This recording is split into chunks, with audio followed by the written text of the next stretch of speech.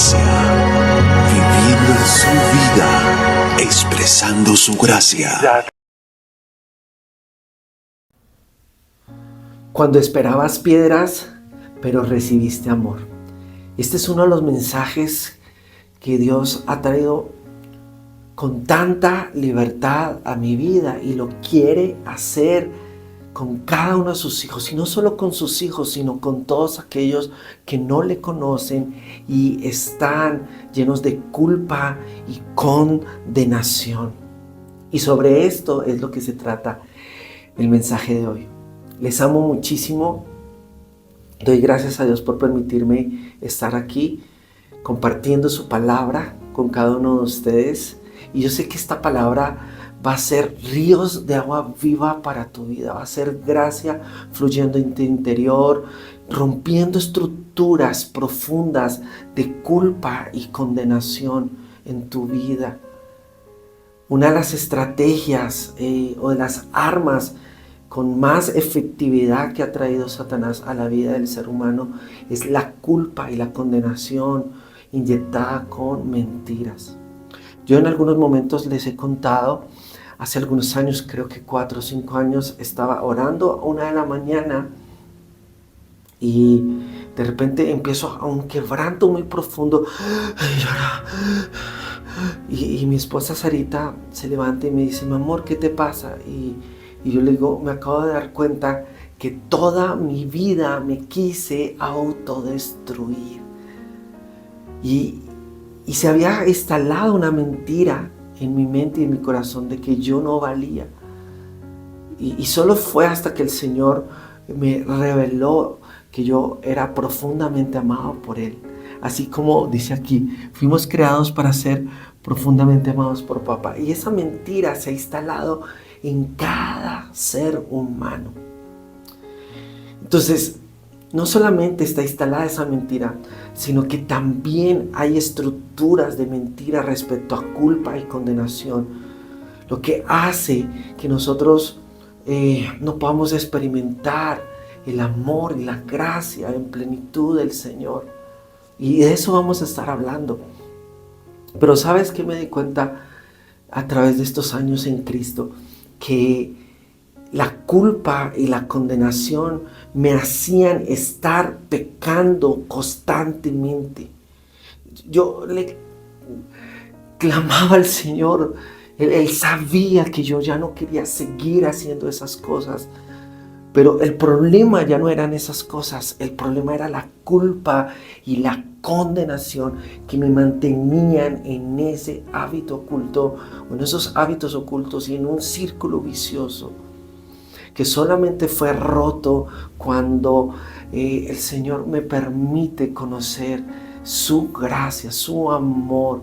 Y esta verdad que te quiero compartir hoy, cómo ser libres de la culpa y la condenación. Por eso coloqué el título: cuando esperas piedras y recibes amor, porque eso es lo que nosotros esperamos. Una vez en una reunión compartiendo la palabra con varios varones, les pregunté: ¿cuántos se sienten condenados? Y ninguno levantó su mano. Entonces formulé otra pregunta: ¿cuántos se sienten culpables? Y allí todos levantaron su mano. Y bueno, esa fue una tarde maravillosa porque el Señor les habló sobre este tema que hoy vamos a compartir. Amén.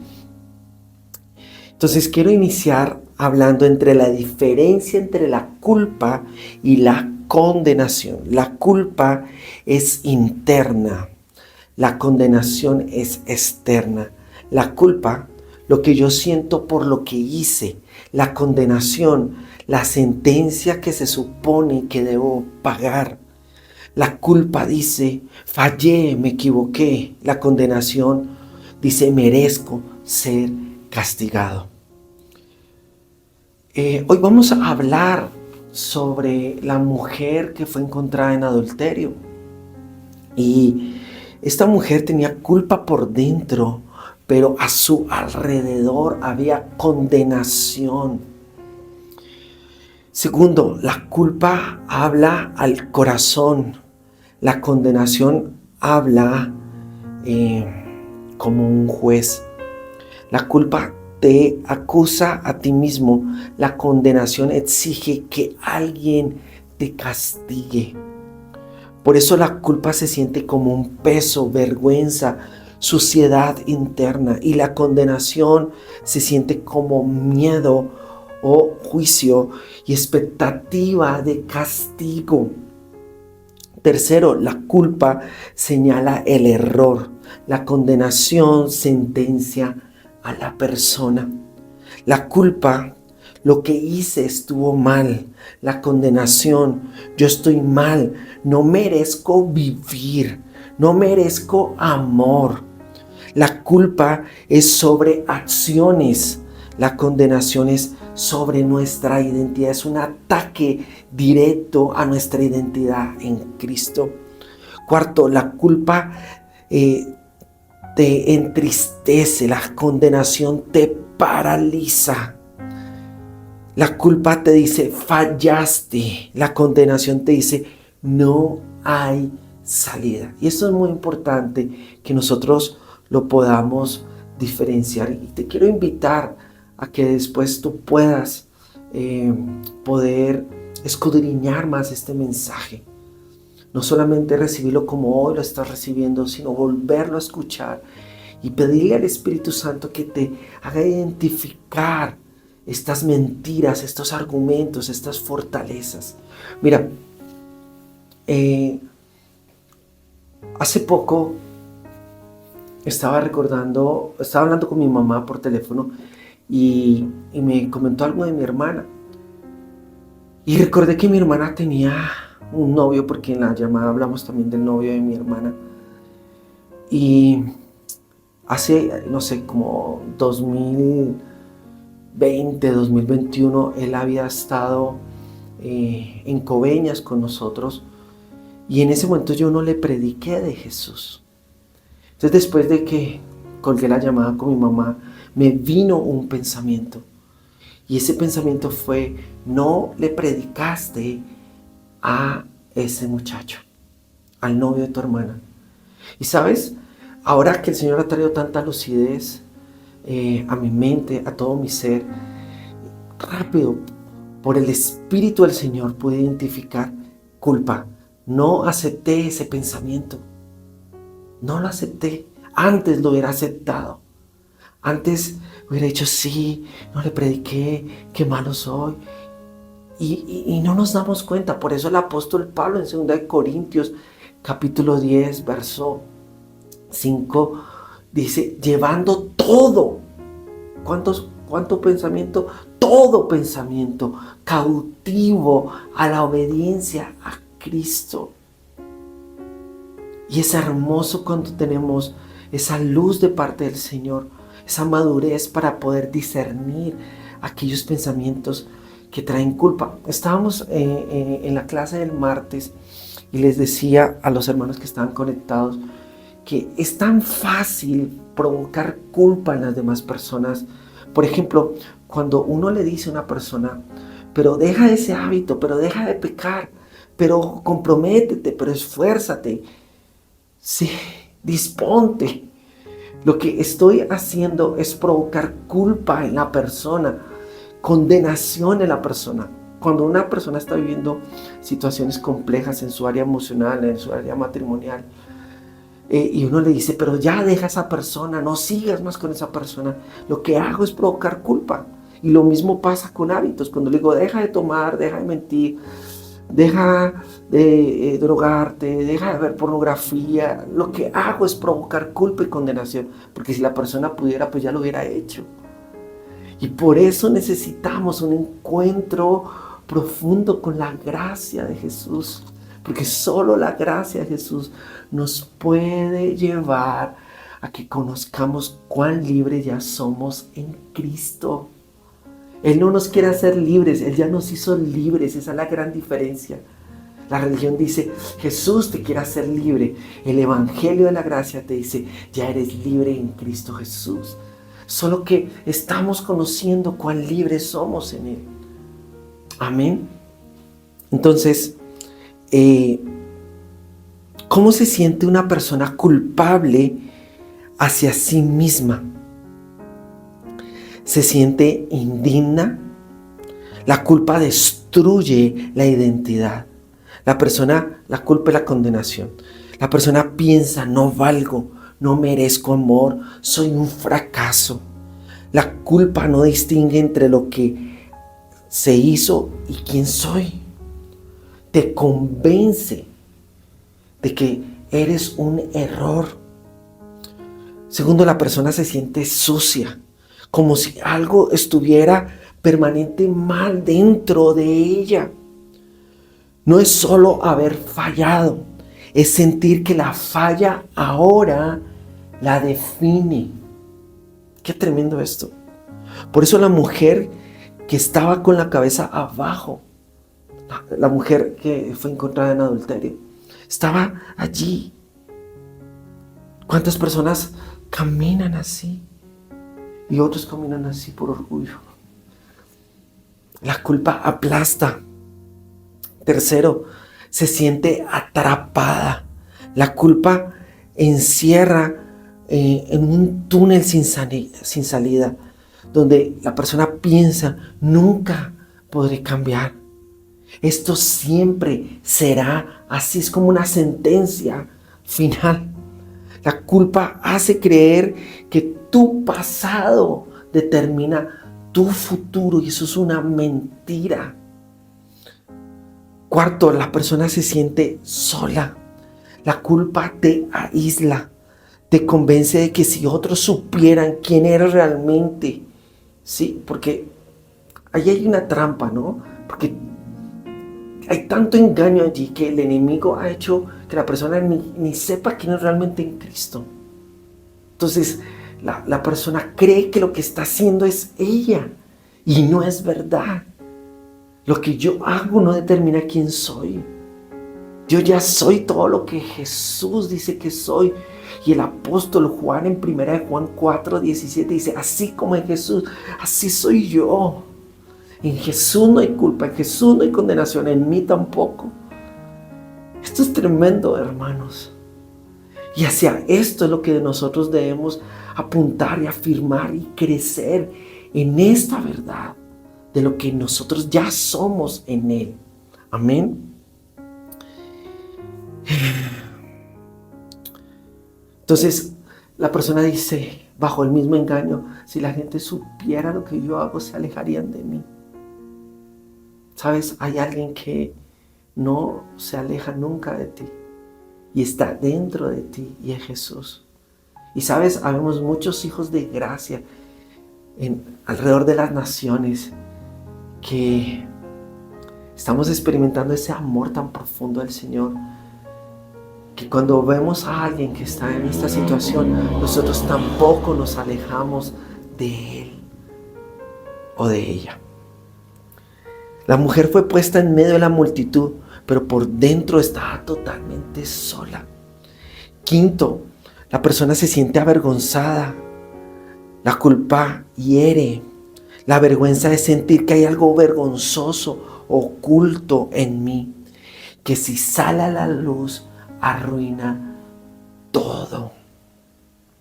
Ahora, ¿cómo se siente una persona culpable hacia Dios? Primero, siente miedo. La culpa te hace esperar castigo. Te hace pensar que Dios está listo para golpearte, no para sanarte. La mujer esperaba morir. La mujer esperaba que le tiraran piedras y la mataran. Pero los planes de Jesús eran diferentes. De pronto tú te has estado castigando por mucho tiempo, culpable, sintiéndote indigno, sintiéndote no amado, pensando cosas oscuras, depresión, angustia, soledad, pensamientos de suicidio, intentos de suicidio. Pero ese no es el plan que el Señor tiene para ti. Eso es lo que el enemigo quiere. Eso es lo que el sistema religioso quiere.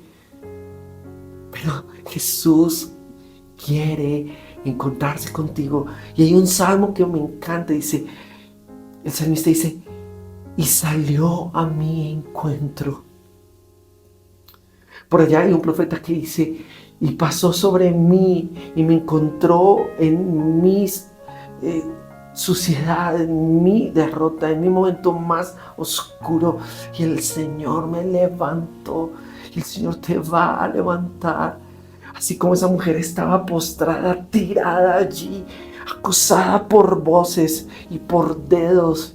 Pero Jesús la cubrió con gracia y con amor. Y el Señor te está cubriendo con gracia y con amor para ti.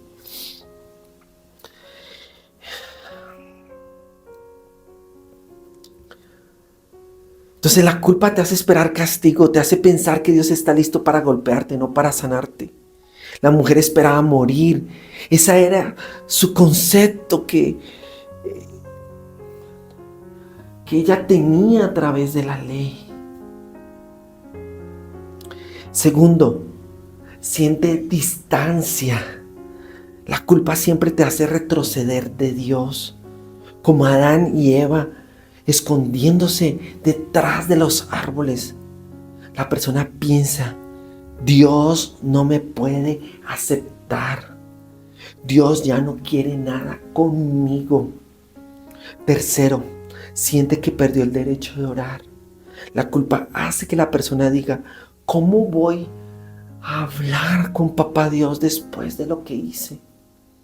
No soy digno ni de acercarme al trono de la gracia para recibir oportuno socorro. Es como si la culpa cerrara su boca espiritualmente. Cuarto, se siente que Dios está decepcionado de él o de ella. La culpa fabrica una imagen de Dios triste, como si Dios estuviera triste, enojado, frustrado por lo que tú y yo pudimos haber hecho o por lo que podamos hacer. Como si Él dijera, sabía que no ibas a cambiar. Eso rompe la relación y destruye la confianza. Todo esto es un mundo de mentiras. Por eso decía, la estrategia de Satanás ha sido muy sutil, silenciosa, efectiva, porque los pensamientos que él trae de culpa siempre los trae en primera persona. Él nunca va a decir, tú eres un inútil, eres un fracasado. Él va a decir, yo soy un inútil, yo soy un fracasado. Y todo esto es a base de mentiras, y todo esto de que papá está enojado, de que papá está triste, de que papá está frustrado, de que papá está decepcionado de ti, es un mundo de mentiras, no es verdad. No es verdad. Y tú me dirías, pero dame una palabra de verdad en la escritura que diga que Él no es así. Te la digo. De tal manera amó Dios al mundo. Jesús dice, yo no vine a condenar al mundo, vine a salvar al mundo. Romanos 8:1, en Cristo no hay condenación. Y te quiero decir algo muy importante. Y hoy tenemos unas ventajas impresionantes que hermanos anteriormente no tenían. A causa de la tecnología, a causa de cómo gente hoy ha tenido acceso más a los escritos originales. Y hablando de esto, ¿sabías que Romanos 8:1 se le fue añadida la parte B? Porque en el texto original, en el griego original, solo dice así: no hay, y recibe esta palabra, porque allí hay victoria tremenda. No hay condenación, no hay ninguna condenación para los que están en Cristo Jesús.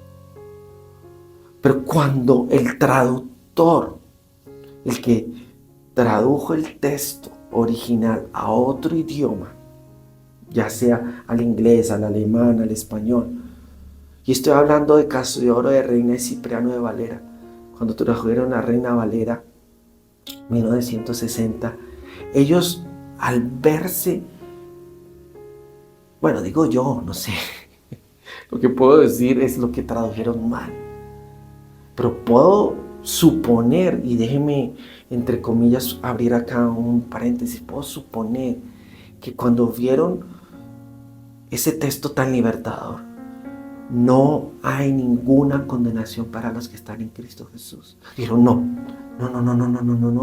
Es decir, aún el que peque, no hay condenación. No. Aún el que ande en la carne, no hay condenación. No. Hay que hacer una salvedad. Entonces, el que puede experimentar que no hay condenación, está condicionado a si vive en el Espíritu. ¿Qué mentirota nos metió Satanás a través de esa mala traducción? Una mentirota. Porque a nosotros no nos define lo que hacemos o dejamos de hacer. A nosotros nos define lo que Jesús hizo por nosotros en la cruz. Y lo que yo ya soy en Cristo. Porque todo Romanos 8 solo habla de una verdad para nosotros, los que estamos en Cristo. Ya somos del Espíritu. Somos del Espíritu. Dice, el que piensa, el que es del Espíritu, piensa en las cosas del Espíritu, habla las cosas del Espíritu, hace las cosas del Espíritu. Porque esa es nuestra naturaleza. Ya soy, yo no estoy haciendo cosas para ser santo, ya soy santo, no estoy haciendo cosas para ser justo, ya soy justo, no estoy haciendo cosas para ser amado, ya soy amado.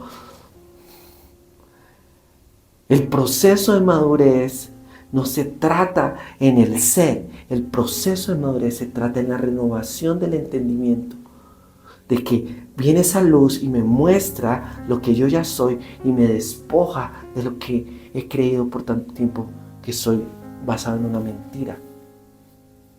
De eso se trata el proceso de madurez en Cristo. Ahora sí, cierro paréntesis, porque quería hacer esa salvedad, porque muchos creyentes leen Romanos 8:1 y siguen creyendo que depende de ellos que no haya condenación. No depende de nosotros, no depende de nuestros actos, no depende de lo que hacemos. No depende de eso, depende de lo que Él hizo. Y ya voy a entrar más en detalle sobre eso.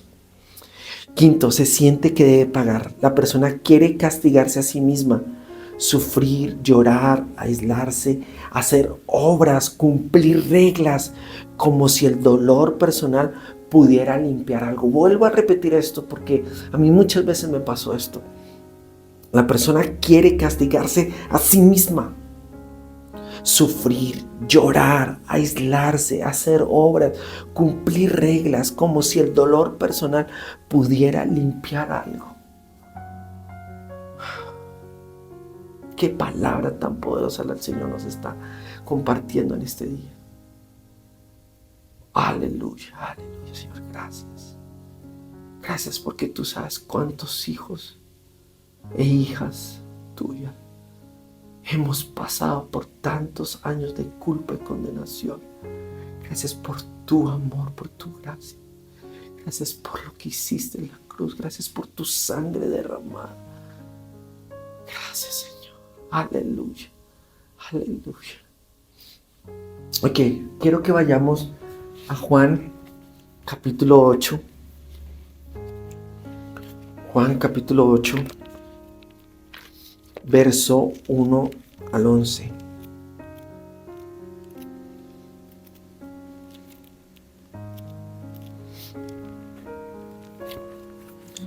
Y dice dos cosas antes de leer. Estuve leyendo el capítulo 7, el capítulo anterior, y hay cosas muy buenas en ese capítulo que conectan con este. Una de esas es que en el 7:11, si no me equivoco, déjame revisar bien. 7:19 dice: ¿no os dio Moisés la ley y ninguno de vosotros cumple la ley? ¿Por qué procuráis matarme? Entonces aquí Jesús les está diciendo en forma de pregunta: ¿no dio Moisés la ley? Pero ninguno de ustedes la cumple. Mira, esto es revelador, esto es tremendo, porque hay personas que creen que pueden cumplir la ley. Y por eso hay un círculo allí de culpa. Solo Jesús la cumplió y Él vive en nosotros. Y Él nos impartió su naturaleza para que Él con nosotros amemos lo que Él ama, aborrezcamos lo que Él aborrece. Es una unión perfecta. Es su vida fluyendo a través de nosotros. Es Él a través de nosotros haciéndolo. Y no solamente eso, es con nosotros. Aleluya. Y también aquí en el capítulo 7 dice, de su interior correrán ríos de agua viva. Pero dice, ¿quién tiene sed? El que tenga sed. El que tenga sed. Mira, cuando llegamos a Cristo, somos saciados completamente de esa sed que uno puede experimentar. Solo que a veces cuando ya estamos en Cristo y dejamos de mirarlo a Él y nos enredamos en las mentiras del enemigo, es como si se produjera una falsa sed, como tratando de buscar algo que solo está en Cristo. Ok, entonces vamos al capítulo 8. Y Jesús fue al monte de los olivos y por la mañana volvió al templo y todo el pueblo vino a él y sentándose les enseñaba. Entonces los escribas y los fariseos le trajeron una mujer sorprendida en adulterio, poniéndola en medio y le dijeron: Maestro, esta mujer ha sido sorprendida en el acto mismo del adulterio. Eso quiere decir que la trajeron desnuda. Qué tremenda estas personas, ¿verdad? Y en la ley nos mandó Moisés apedrear a tales mujeres. ¿Tú pues qué dices? Mas esto decía tentándole para poder acusarle. Pero Jesús, inclinado hacia el suelo, escribía en tierra con el dedo. Y como insistieran en preguntarles, se enderezó y les dijo: El que de vosotros esté sin pecado sea el primero en arrojar la piedra contra ella. E inclinándose, es decir, 2 veces se inclinó, inclinándose de nuevo hacia el suelo, siguió escribiendo en tierra. Pero ellos, al oír esto, acusados por su conciencia, Jesús no los acusó, fue su conciencia. Salían uno a uno, comenzando desde los más viejos hasta los postreros, y quedó solo Jesús y la mujer que estaba en medio. Y enderezándose Jesús, y no viendo a nadie sino a la mujer, le dijo: Mujer, ¿dónde están los que te acusaban? ¿Ninguno te condenó? Y ella dijo: Ninguno, Señor. Entonces Jesús le dijo: Ni yo te condeno, vete y no peques más. Wow, qué tremenda esta palabra, qué maravillosa esta palabra. Entonces me viene una pregunta: ¿por qué los que acusaron a la mujer adúltera no tuvieron un encuentro con la gracia si la tenían de frente?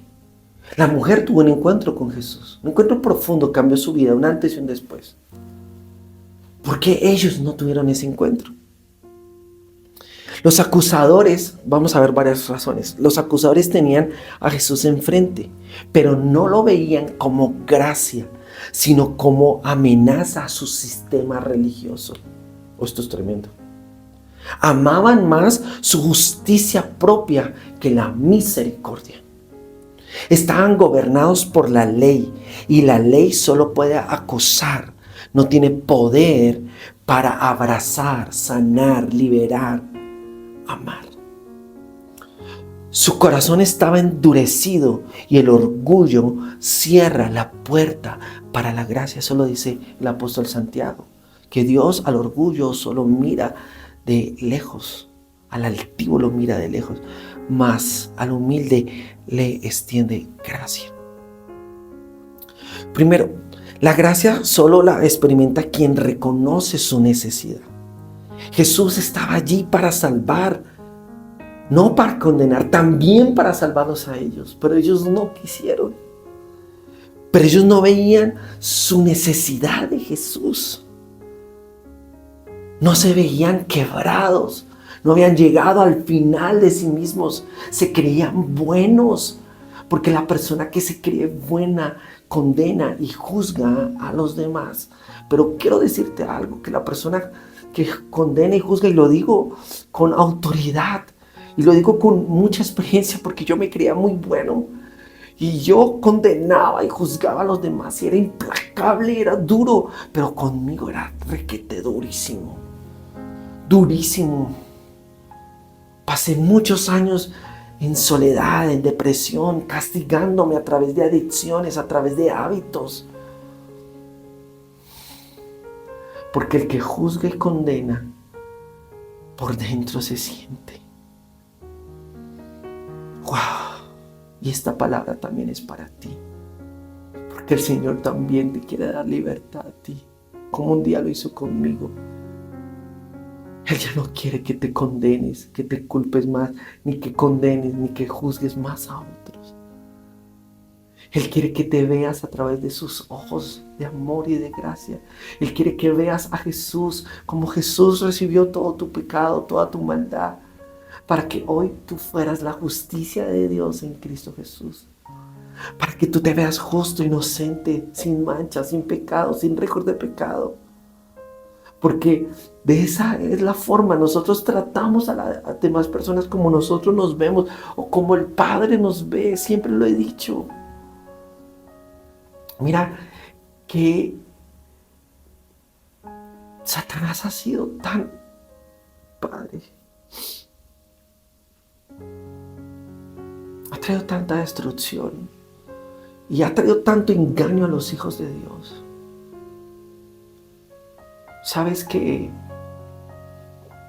sin darnos cuenta, cada vez que nosotros fallamos, cerramos del blanco, tenemos una mentira respecto a quienes somos en Cristo. Popularmente, como se dice, pecamos. Y después vamos a orar y le decimos, Señor, perdóname. Y ¿sabes qué me di cuenta? Que el estar en esa constancia se volvió más que libertad, se volvió como un paño de agua tibia para la conciencia. Cada vez que la persona está diciendo perdóname, Señor, te pido perdón, se acostaron en la noche y se levantan y no han hecho nada, no tuvieron un sueño pecaminoso, nada, y se levantan y dicen, Señor, te quiero pedir perdón en esta mañana, porque es algo tan religioso. Jesús siempre criticó la religiosidad, lo que hacían los fariseos, los escribas, las palabrerías, la repetidera. Y la persona repite y repite, Señor, te pido perdón, Señor, pero sigue haciendo lo mismo. Porque la clave no está en que nosotros digamos, Señor, perdóname, porque de por sí ya nos perdonó. Por eso Él dice, nunca más me acordaré de tus pecados y tus transgresiones. Yo sé que esto es una vaca sagrada dentro de los sistemas religiosos, porque a Satanás le funciona tener allí a la gente haciendo oraciones y pidiendo perdón, en vez de enfocarse en Jesús y enfocarse en lo que Cristo hizo, enfocarse en su obra de amor, de gracia, en su sangre, enfocarse en que ellos son justos en Cristo. Ahora, me preguntarías tú, ¿y tú cómo lo haces cuando fallas, cuando pecas? ¿Cómo lo haces? Yo digo, Señor, gracias. Gracias porque tú me has perdonado y gracias porque soy justo, inocente y lavado completamente por la sangre de mi Señor. Pero sé que lo que estoy haciendo solo está mostrando que hay una mentira dentro de mi sistema de creencias. Y yo te pido, Señor, que tú con tu Espíritu Santo me reveles, me ilumines, me muestres cuál es primero que me muestres la verdad y después esa verdad va a iluminar esa mentira y voy a ser libre, porque la verdad nos hace libres. Yo ya soy libre en mi espíritu, pero en mi entendimiento no. Hay muchas cosas que todavía el Señor está allí trayendo luz y verdad en mi entendimiento, porque fueron años, muchos años de estructuras, de argumentos, de fortalezas, de altiveces que creí sin darme cuenta que eran mentiras. Entonces, pon esto a consideración. Mira, Señor, te pido perdón. Y es solo como para sentirme bien, como para aplacar la culpa y la condenación que siento. Pero en realidad no soluciona el problema de lo que está pasando. Entonces, continuemos. Segundo, los acusadores querían probar a Jesús, no conocerlo. Ellos estaban allí para atraparlo en un delito teológico. Como la religión le encanta buscar la falla teológica. No estaban buscando gracia, estaban buscando tener razón.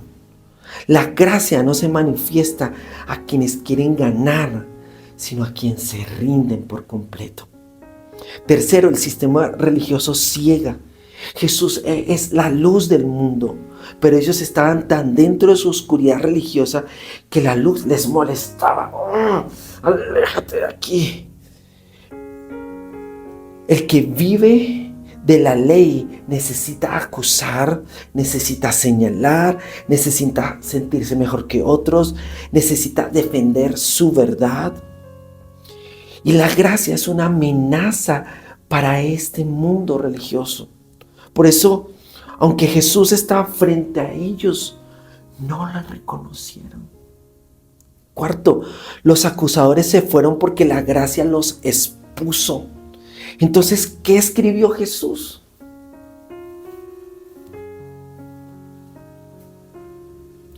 Tremendo, ¿no? ¿Qué escribió Jesús? Ninguno de los teólogos se han podido poner de acuerdo, nadie sabe en realidad. Pero te quiero hablar de 3 cosas que sí sabemos. Primero, Jesús se inclina 2 veces. Segundo, escribe con su dedo en la arena. Y tercero, lo que escribió en la arena se lo llevó el viento. ¡Qué tremendo! Y mira, esto me recuerda al Salmo 40, cuando el salmista David dice: pacientemente esperé al Señor con paciencia, y Él se inclinó a mí y me sacó del lodo cenagoso.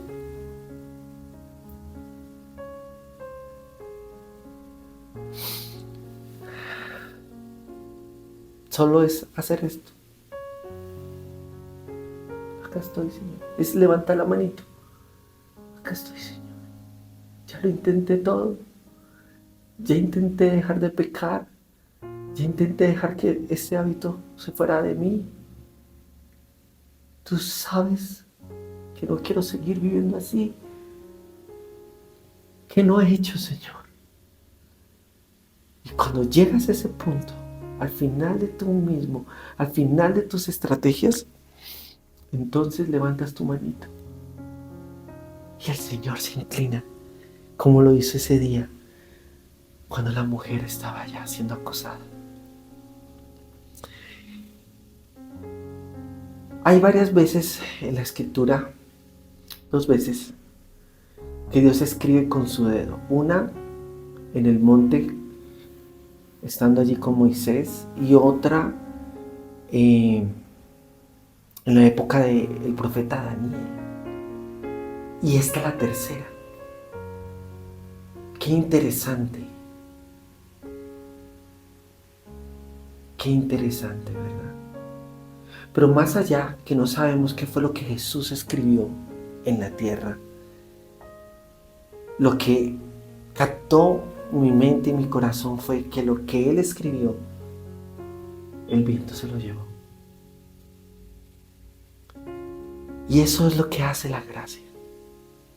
La gracia no omite lo que hacemos, no respalda cuando dudamos del Señor, cuando andamos en incredulidad, porque todos los pecados nacen de la incredulidad. Pero la gracia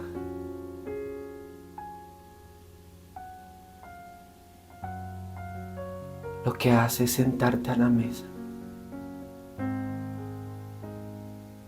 y darte de comer y alimentarnos de su verdad, alimentarnos de su vida, alimentarnos de Él mismo. Y cuando comemos de Él, somos tan plenos. Ya lo somos, solo que experimentamos esa plenitud. Y cuando Cristo es suficiente, cuando Él es mi alimento, cuando Él es mi vida, cuando Él es mi todo, entonces eso en lo cual yo estaba tratando de buscar vida se evapora. Así, solo, sin esfuerzo propio. Ahí está la clave del Evangelio. Cristo siendo mi todo. Cristo siendo suficiente para mí. Amén. Entonces Jesús no los humilló, no los gritó, solo dijo: el que esté sin pecado. Y la luz de la gracia revela que nadie es mejor, nadie es más puro, nadie es más santo. Estamos hablando de gente que todavía no ha entendido la gracia, ¿no? Entonces, uno a uno se fueron porque la gracia muestra el corazón sin condenar y es algo que el orgullo no tolera. Vuelvo y lo repito. Entonces uno a uno se fueron porque la gracia muestra el corazón. Es decir, la gracia revela tanto amor a mi corazón, pero sin condenarlo. Sin condenarlo. Jesús es el único que puede a mí pegarme tremenda confrontada respecto a lo que yo puedo estar creyendo erradamente de mí o lo que puedo estar haciendo, el tema que sea. Me pega tremenda confrontada, pero no quedo condenado, quedo enamorado de Él. Solo Él lo puede hacer. Y entonces es algo que el orgullo no tolera. Imagina a esa mujer por un momento. No solo la agarraron en su peor momento, la arrastraron, la pusieron en el centro del juicio religioso. Su pecado estaba a vista de todo. Yo me pongo a pensar en esta mujer, porque yo he estado muchas veces así. Así estaba ella, tapándose, tirada en el piso, con miedo, con temor.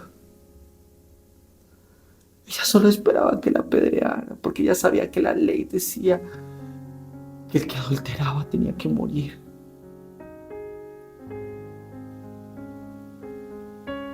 Sus últimos momentos de vida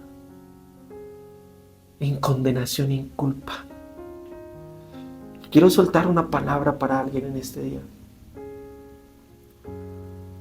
De pronto estás en un hospital, no sé, estás en tu casa y te han dado un diagnóstico donde te dicen que ya no vas a vivir más. Pero yo quiero darte esta palabra de parte del Señor hoy. Él vino a darte vida y vida en abundancia. Y tus momentos que estés viviendo ahora no van a terminar en culpa y condenación, sino en un abrazo divino, en un abrazo del Padre, lleno de gracia, lleno de amor, donde Jesús se te revela y te dice: yo me hice pecado y yo llevé todos tus pecados y yo llevé toda tu maldad para que hoy tú pudieras ser justo, inocente. Pon tu fe en mí, pon tu confianza en mí, en lo que yo hice. No sé si estás pronto a irte con papá, o el Señor va a manifestar su sanidad en este momento en tu vida. Pero cualquiera de las dos que sea, que te quedes aquí o vayas con papá, el Señor te quiere hacer libre de culpa y condenación. Te quedarás aquí, pero sin culpa y sin condenación. Y te irás y podrás entrar al cielo y decir: estoy aquí por gracia. Yo hice todo para no estar aquí, pero Él lo hizo todo para que yo estuviera aquí. Y Él me lavó, y Él me perdonó, pero no solo eso, me justificó, me hizo justo, inocente. Ya no soy un pecador. Aleluya, aleluya. Eso es lo que el Señor dice. Por eso Romanos 5:1: justificados pues para con Dios tenemos paz por medio de Jesucristo. La solución a la culpa y la condenación es la justicia de Dios revelada en Cristo Jesús. Somos justos, sin mancha, sin pecado, sin recuerdo de pecado. Eso es lo que nos da paz. El mundo vive sin paz. Los hijos de Dios viven sin paz. Se acuestan condenados, culpables, recordando sus pecados pasados. Pero hoy el Señor te quiere volver a reafirmar en la verdad de que eres justo, sin mancha, sin arruga, por la obra preciosa de Jesús en la cruz. Aleluya. Amén, amén. Celébralo, celebra esta verdad.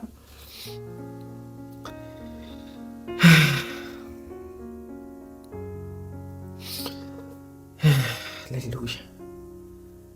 La culpa paraliza. Antes de que alguien la acusara, ella ya estaba destruida por dentro.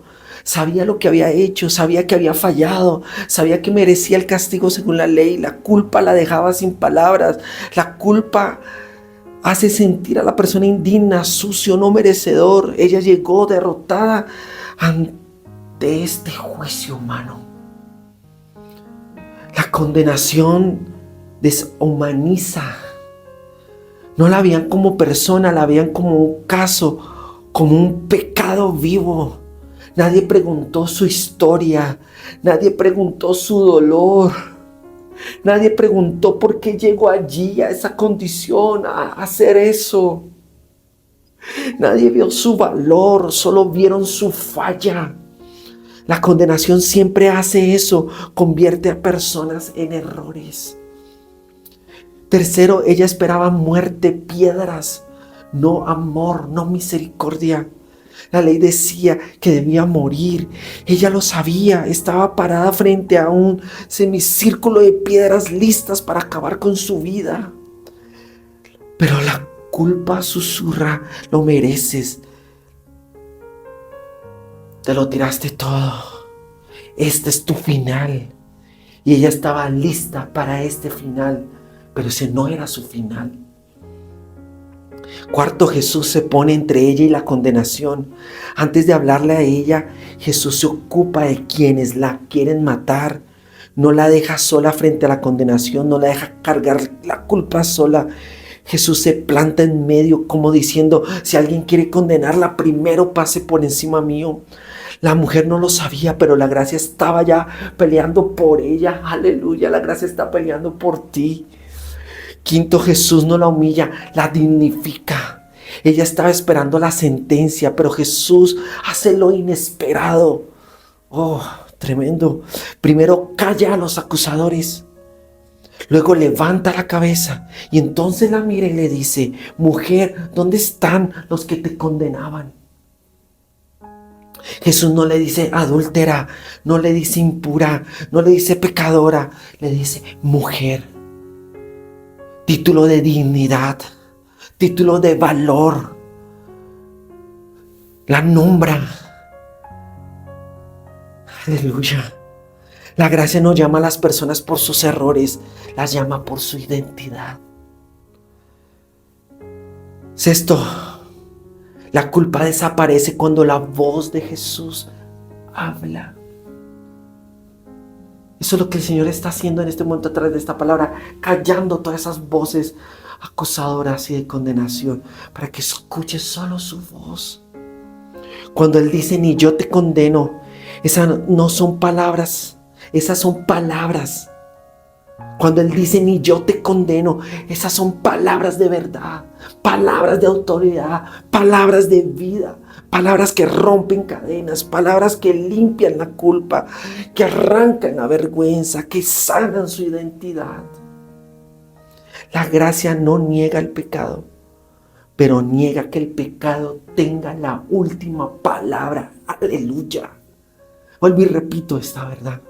La gracia no niega el pecado, pero niega que el pecado tenga la última palabra. Aleluya. Séptimo, la gracia no solo la perdona, la levantó. Jesús termina diciéndole, ve y no peques más. Eso no es un mandato pesado.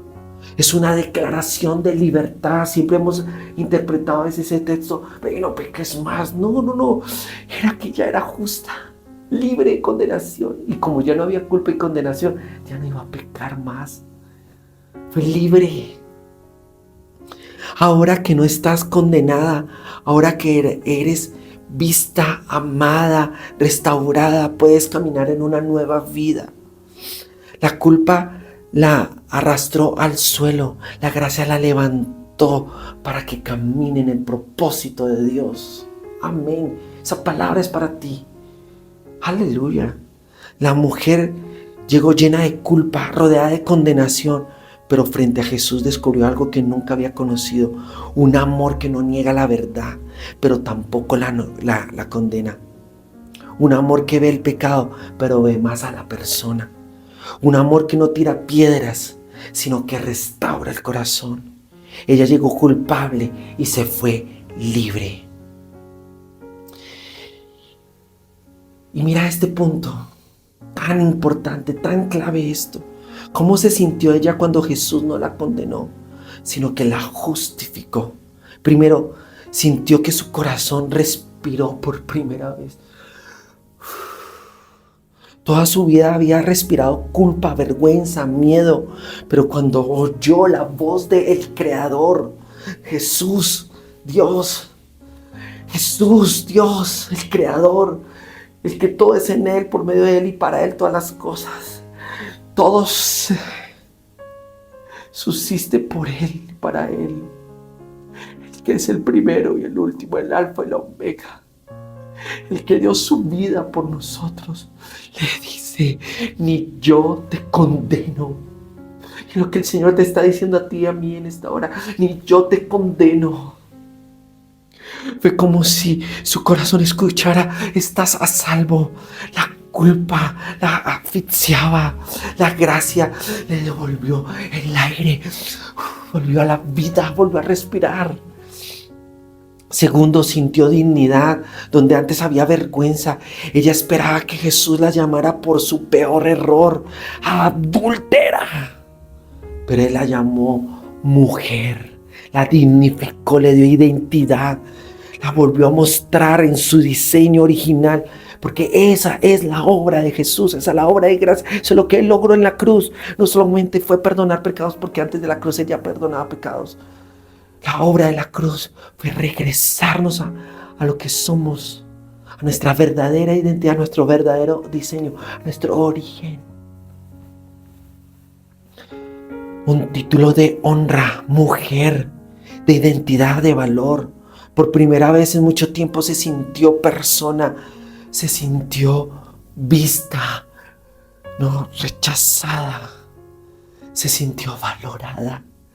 Tercero, sintió que Dios no estaba en su contra, que papá no estaba en su contra, sino a su favor.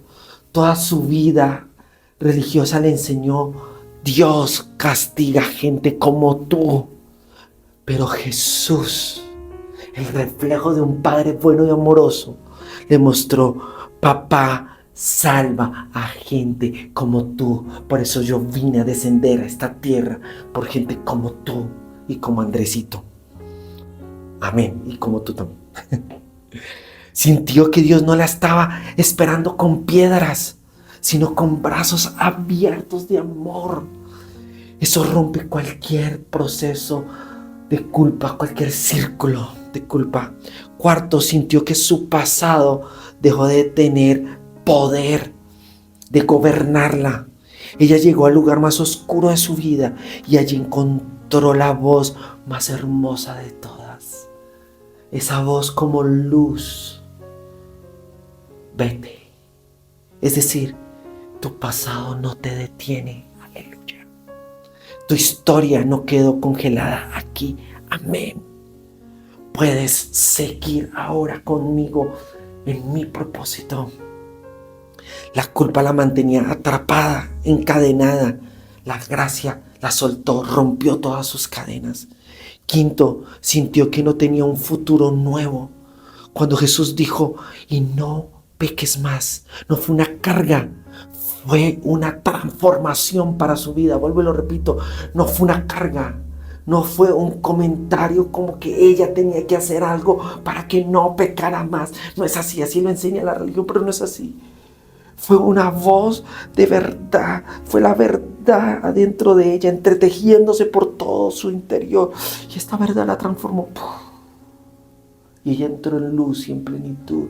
Y entendió que ese nunca fue su diseño, que eso no era verdad, que eso era una mentira lo que ella estaba viviendo. Se le cayó el velo y descubrió lo amada que era en él, lo apreciada.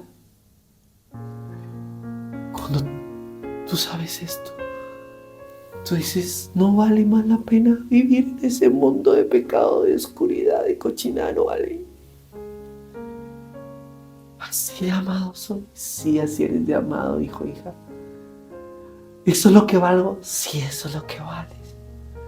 Oh, soy tuyo entonces para ti, por siempre y eternamente.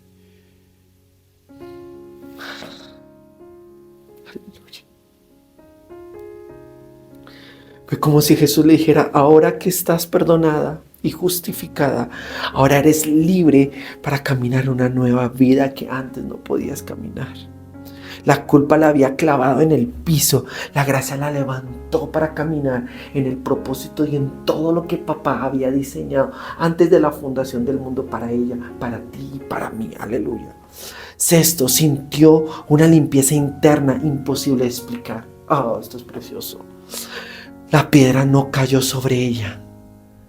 La gracia entró en ella. Sintió y experimentó una limpieza que ninguna obra, que ningún jabón, que ningún ritual, ninguna ley mosaica podía darle. No era que su pecado desapareciera de la historia, pero sí desapareció del corazón de Papá Dios. Puede ser que para muchos tu historia sigue allí, pero para Él nuestra historia desapareció. Por eso el énfasis que dice en la arena. Esto tiene que ser una verdad poderosa para ti. No importa lo que la gente crea, piense. Tu historia fue redimida en la cruz. Tu momento más oscuro, el pecado más torcido y vergonzoso fue abrazado por Jesús en la cruz. Y tu historia cambió y eres una nueva persona en Cristo. Amén. Ahora, justificada, perdonada, amada. Eres justificado, amado en Él. Séptimo, sintió que Jesús creyó en ella. Nadie más creyó en esa mujer. Nadie vio futuro en ella. Nadie apostó por ella. Pero Jesús sí lo hace por nosotros. Jesús lo ha hecho y lo seguirá haciendo. Porque el Salmo dice, si no me equivoco, Salmo 138, verso 8, Dios cumplirá su propósito en mí. Y yo lo creo. Yo lo creo. Que Dios está cumpliendo su propósito en mí y en ti. Y la buena obra que Él comenzó la está completando. Y cuando una persona culpable escucha que Jesús confía en ella, entonces esa persona resucita una nueva vida. Y piensa como resucitado, y habla como resucitado, y camina como resucitado. Porque esa persona no solamente experimentó las garras oscuras del pecado y de la maldad, sino que experimentó el dulce bálsamo sanador de la gracia entre sus heridas, entre su interior, todo su ser. Y experimentó el poder de resurrección, ser levantado entre los muertos y vivir para el que vive por los siglos de los siglos, a Jesús. Amén. Quiero terminar con esta frase. Ella llegó llena de culpa, rodeada de condenación, pero se fue con identidad, dignidad, libertad, futuro y con el amor de su vida. Con el amor de su vida. ¿Sabes qué estaba buscando esta mujer? El amor de su vida. ¿Sabes qué busqué yo por muchos años? El amor de mi vida. ¿Sabes qué has estado tú buscando? El amor tu vida. Y aquí está para ti. Jesús es el amor de tu vida. La religión nos enseñó cosas muy erradas. La tradición de hombres, mandamientos de hombres. Haz esto para que Él te ame. Deja de hacer esto para que Él te perdone. Si haces esto, Él te va a sanar. Si haces esto, Él te va a perdonar. Pero no fue así. Nunca es así. Él solamente hizo lo que tú y yo nunca pudimos hacer. Es su amor el que nos transforma a su imagen y a su semejanza.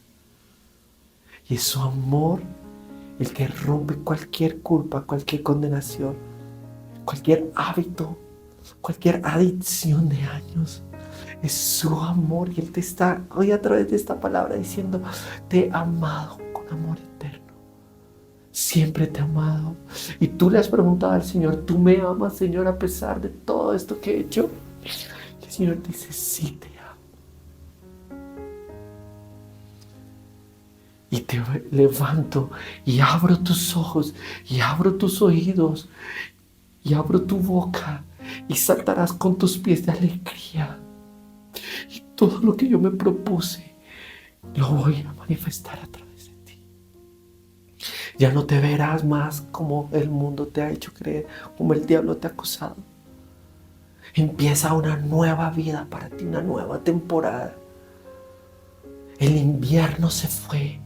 Hoy yo te llamo y que salgas de la cueva, de esa cueva de culpa y condenación. Sal, amada mía, sal, amado mío, porque el invierno ya pasó. Los que te acusaban se fueron. Solo estamos tú y yo, y este es el tiempo de amores. Ahora recréate en mis amores, y yo me recreo en tus amores. Aleluya. Padre, gracias. Señor Jesús, gracias por tanto amor, por tanta bondad. Gracias por amarnos tanto. Tú eres todo, te adoro, Señor, en esta hora. Te exalto, te exaltamos. Gracias por tu amor. Gracias por tu amor. Gracias por liberarnos de la culpa y la condenación. Gracias por revelarnos quiénes somos en ti. Aleluya. Gracias por estos ríos de vida.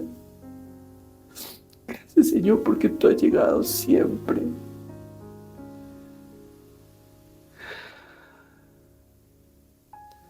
Gracias por tu voz adentro de nosotros, porque tú estás dentro de nosotros, porque somos uno contigo. Gracias por ser nuestra fortaleza cuando somos débiles. Gracias por ser luz cuando nuestros pensamientos pueden tornarse oscuros.